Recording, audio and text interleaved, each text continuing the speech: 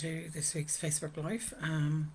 If you're watching here or if you're watching on replay here on YouTube, you're welcome. Sorry, had a week off.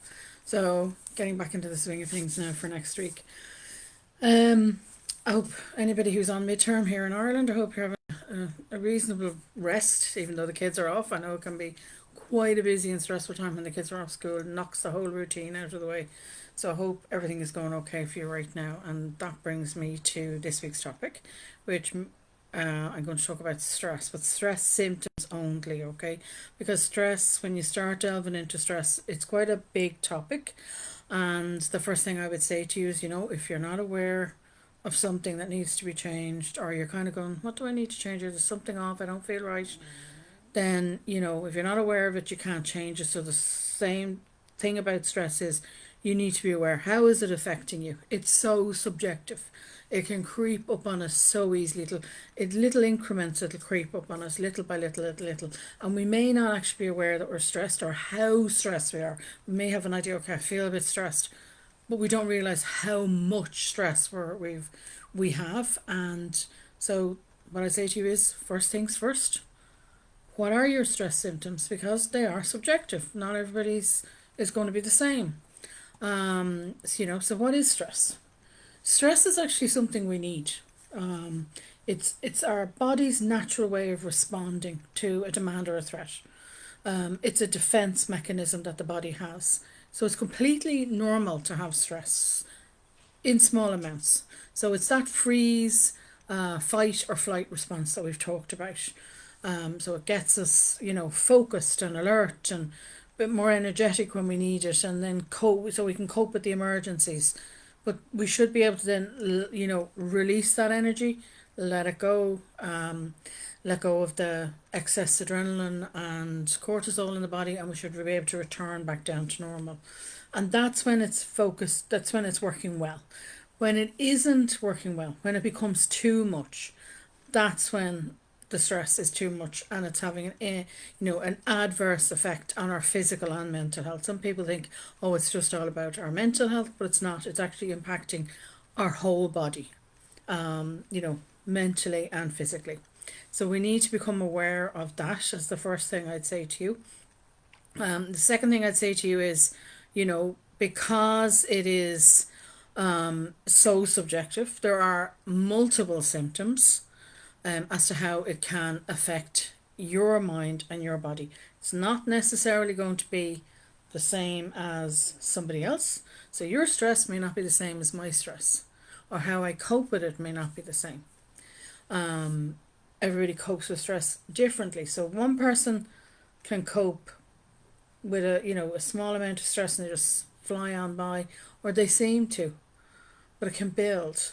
And then somebody else could be dealing with the same kind of stress or similar type of stress, and they feel completely swamped by it. But what else is going on in your life?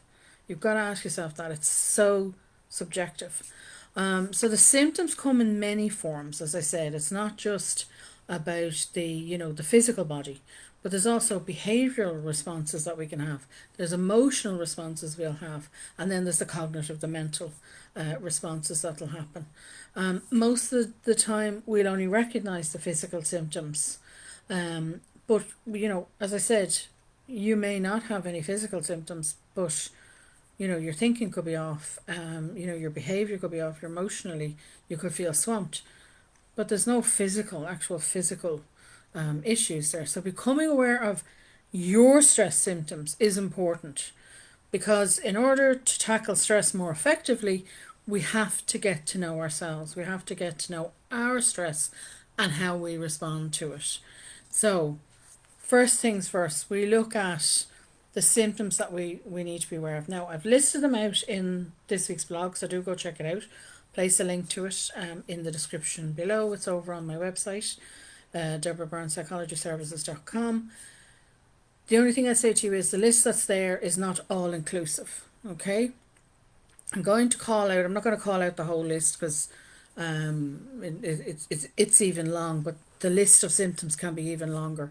What I'm going to talk to you about is, some of the ones that most common symptoms that people will feel. So few ones that people will generally feel when they're stressed. They could be irritated, feel more aggressive maybe, and maybe even downright angry. And I've talked about anger before, it can come in many forms, but generally people say, they fly off the handle. Particularly in teens, you'll notice that.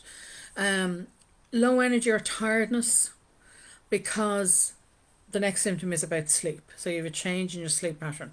Either you're sleeping more or you're sleeping less.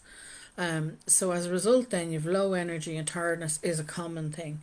You may also have noticed, well, maybe you're taking that extra glass of wine in the evening, or you're having 2 glasses of wine instead of one. Why are you doing that? You're gonna ask, why is my wine or my beer consumption going up at home?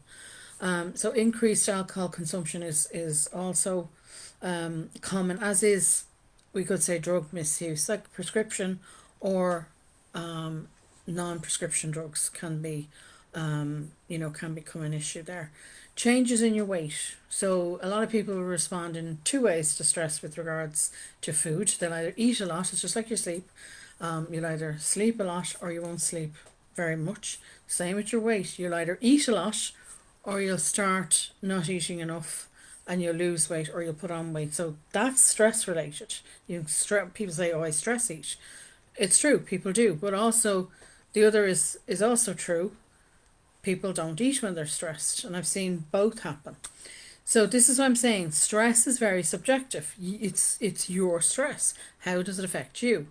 You can also, people can become very isolated. They can feel, they want to withdraw. The other thing you'll notice, and it's a kind of a knock-on effect. You're feeling stressed, so it's impacting how you're thinking, but you're not getting enough sleep as well. So your inability to make decisions, you can have an inability to make decisions, or you feel constantly rushed in your decision making. You're not able to actually stop, as I always say, take that breath. What's really going on here? And then proceed proactively. As I say, I use that stop method. They're not able to do that. You don't feel you can do that. You just are rushing, constantly going from one crisis after another, or you just say, I can't do this. I can't cope. I can't make any decision. You can have muddled thinking and be forgetful as well. You can leave things, unless you're writing it down, it doesn't get done because you completely forgot about it. You're blanking the conversation altogether because your brain's just not taking it in. Another common sign that people have is to do with headaches, but equally, some people suffer migraines more. So that's one you really need to be talking to your doctor about. If you're getting a lot of headaches, I would really go talk to your doctor about those ones, migraines. Another one people can get, which is common, would be menstrual cycle problems for women, or a decreased sex drive in both men and women. Fear. Your anxiety goes up. You can feel on edge. You mightn't realise you're stressed, but you feel on edge all the time. So why am I feeling on edge? It's got something to do with stress.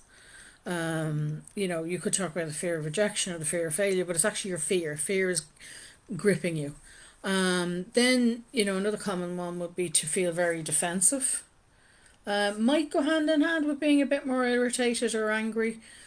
Maybe not. Maybe you're feeling withdrawn, and then people are trying to pull you back out of yourself. So you get very defensive with them.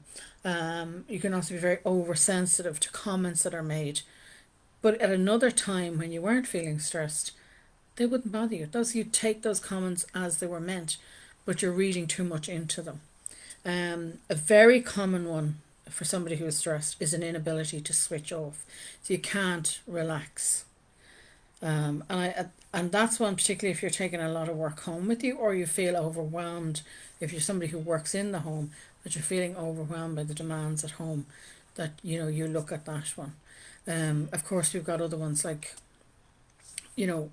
missing college or school, or increased absenteeism from work, things like that. That is a big issue with stress. One that is highlighted, but there are other symptoms there. So as I said, go check them out. They're in the blog, and as I said, that list is not all inclusive, because we have to think of how we're behaving, how we're feeling, how we're thinking, not just how we're responding physically. So we have to look at all four of them and how they're combined together. So think about your symptoms, maybe start to track them. That is what I would do. I would start tracking my symptoms to see what's coming up and what else is going on. How am I thinking? How am I feeling? Is there any, palpitations, heart palpitations? Am I not sleeping enough? Am I eating or not eating? Look at the symptoms that I've listed out in the blog and maybe start pulling them out. How has it been going for you? Are you more stressed than normal? Can you recognize that?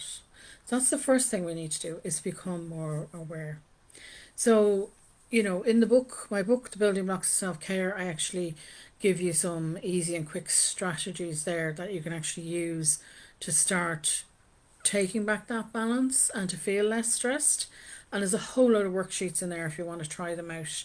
It's available on Amazon in both Kindle format and as a book, a workbook, or you can purchase the workbook from my website as well.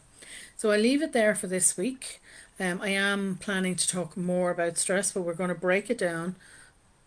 Slow down. Okay, that's something we don't do when we're stressed. We don't slow down.